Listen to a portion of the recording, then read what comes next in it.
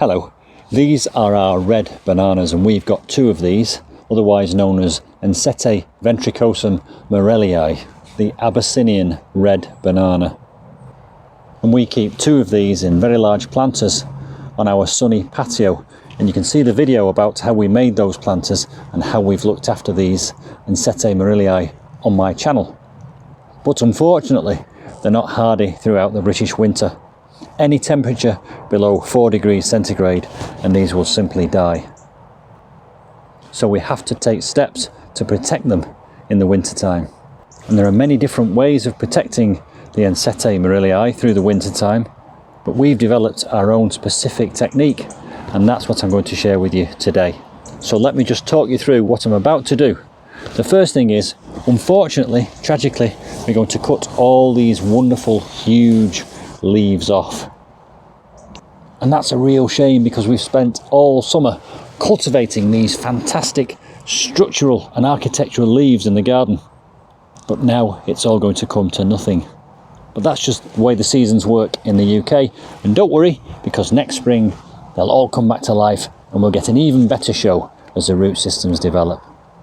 After we've cut the leaves off, because I've done them in planters, I'm going to remove the sides of the planters so that we can get to the root ball. And then gently and slowly we're going to take away the soil from around the root ball. And that is how we're going to store them. We're going to put them into new pots, in dry compost, in a cool, light place over the winter time. And effectively, we're going to let them dry out so that they go into dormancy. There's a couple of reasons why we're taking the leaves off. The first one is because we want to stop the plant from emitting too much moisture, because that would put too much stress on the plant. And the second reason we're doing it is because these are huge reservoirs of water. And once that plant stops growing and goes into dormancy, these leaves will simply rot away. So we're going to get rid of them. But the main thing to remember, once you've removed all these leaves, is the cut ends, the stalks where the leaves grew out of, will continue to produce fluid. And they'll continue to do that until the plant is almost completely dried out. And the danger there is that that water gathers around the base of the leaves and causes the trunk to rot. So the key thing, periodically throughout the winter, is you've got to get the plant and gently tip it over to release all that water. And then next spring, in maybe April or May, when it starts to get warmer again, we can gently bring them outside, start to water them, start to feed them, repot them in fresh compost, and they'll take off once again. Now, I'm going to use a serrated bread knife to cut the leaves because the serrated edge acts like a saw, because they are quite fibrous, some of those leaves, and it helps to cut through quite cleanly. So at first, I'm just going to go in a few inches away from the plant, just to get the main part of the leaf. But just look at that. Isn't that incredible? Imagine the energy and the feeding that that's taken to get to that. And that's not the biggest leaf, there are even bigger ones above. And as I cut through these leaves, you can see the water spilling out. That's how full of water, and it's the pressure of the water that keeps the leaves erect.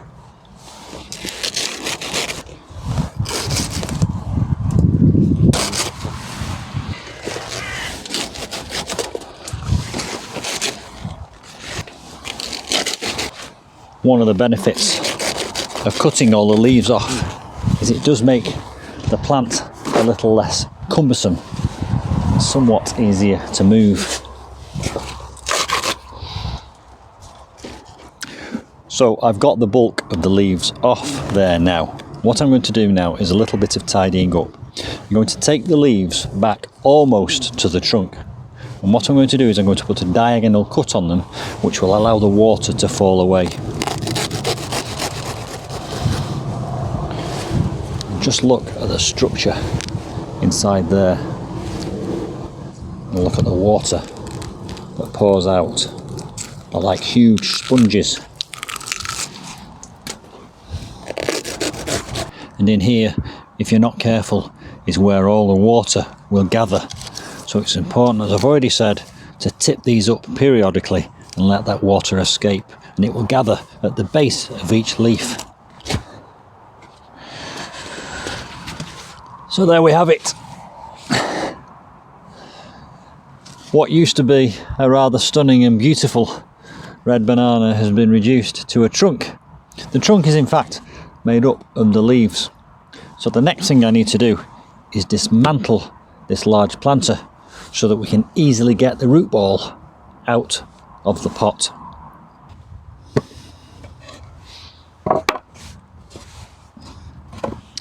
And as I remove these planks, you can see the root system here, it's quite healthy.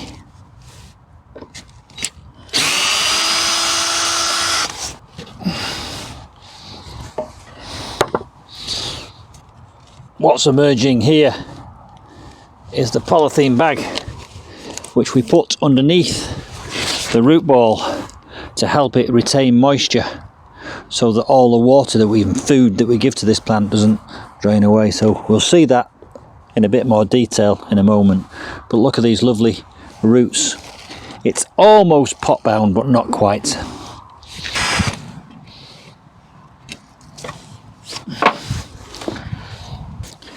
So as you can see, I've removed all 4 boards from this side.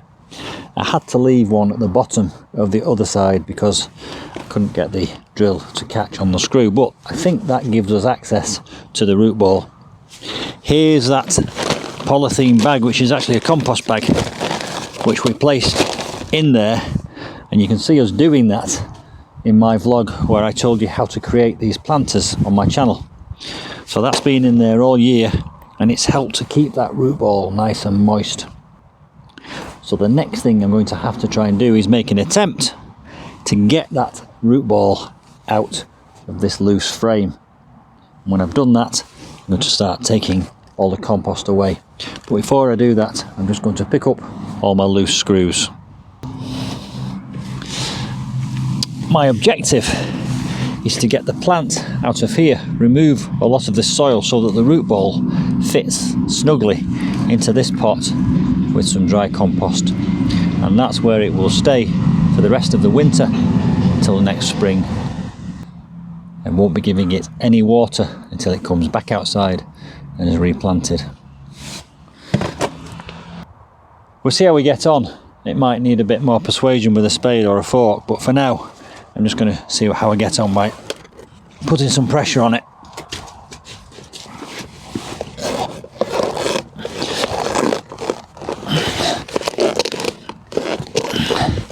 It is starting to move. Let's tear some of these clumps of compost away.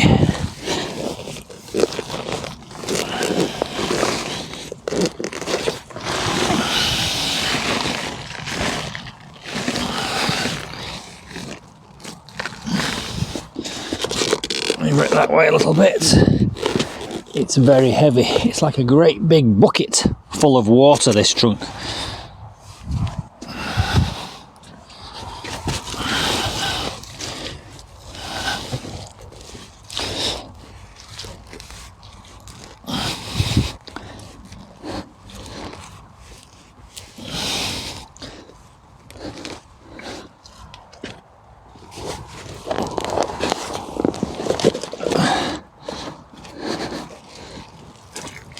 See the water pouring out.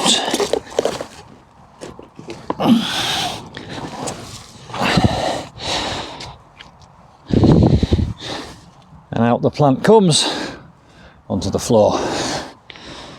As I lower this out onto the ground, I'm surprised how few roots it's actually got. In fact, it didn't actually get into the depths of this pot. Well, I'll tell a lie, there are a couple of roots here, but there aren't any really deep tap roots. Some crocks.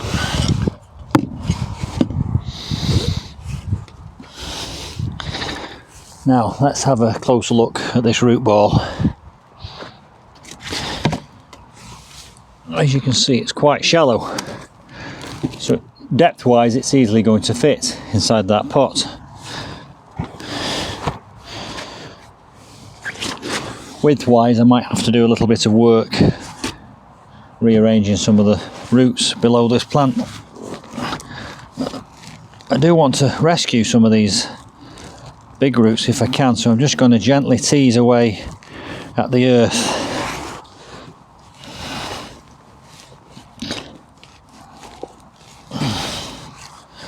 And now I've done this side, I'm going to rotate it and roll it over.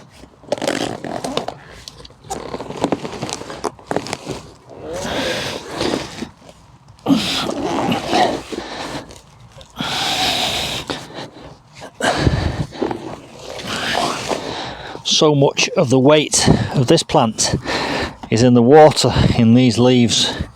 It's a heavy thing. Look at these lovely healthy roots here. Those are the ones I want to try and save so that they can come back to life in the spring and start drawing up nutrients into the plant.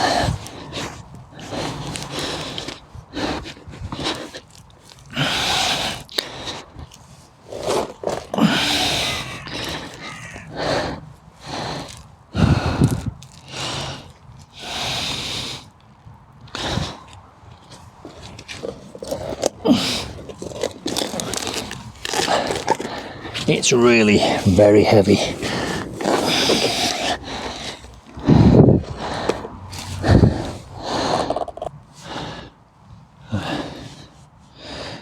I'm now going to move it out of the way of all this damp, spent soil and compost over there onto a clear bit of patio where I can make an attempt at getting it inside one of these pots.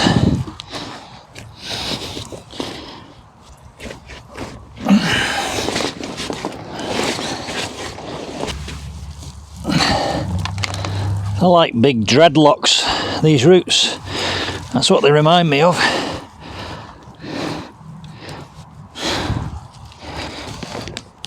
It doesn't need a great deal of compost in the bottom of the pot. It's not growing medium. It's not so that it can continue to grow. It really is just something to sit on, which is dry and slightly absorbent rather than the plastic base of the pot. So that's going to go in there.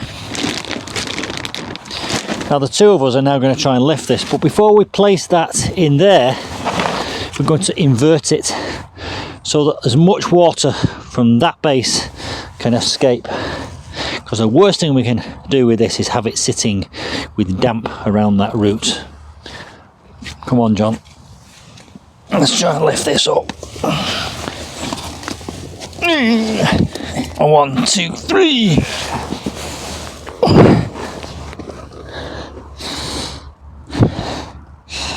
Right, that'll do us. Now, let's place that in there. Get some roots into the bottom. And then, how do we feel about tilting it up? After 3, 1, 2, 3.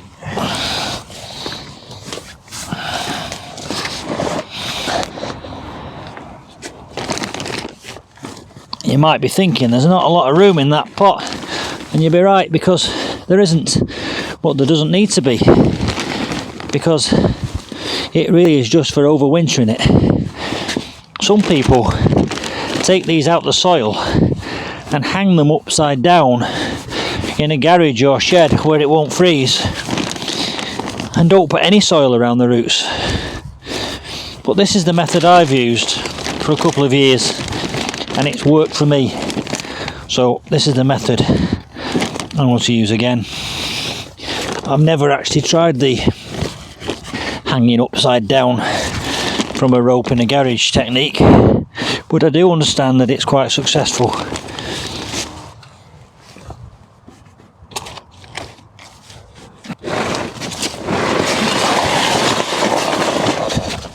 So that's one down and one to go, and you'll see in a moment that these are going to get moved into my porch, where they will stay as house guests for the rest of the winter. So just to summarise, it's mid-October. We have forecast some frosty nights, so it's time to get the red bananas indoors. I've removed most of the leaves except for one. I've taken them out of the large planters in which they spent the summer, and I've placed them in dry compost in a plastic pot. And I will keep these in a cool but light place for the remainder of the autumn and the winter time until next spring. Don't be tempted to bring them outside too soon next spring. They need a constant temperature up around 4 to 10 degrees, and you don't want to run the risk of bringing them out too soon and a sudden unexpected frost getting to them, because it will kill them as sure as eggs are eggs. I hope that's been useful and informative. Good luck with your red bananas. Please do like and subscribe if you found this video helpful, and comment below. It's always nice to engage with you. Ask as many questions as you like. I might not always know the answer, but one of our other subscribers might be able to help out. I'll see you soon.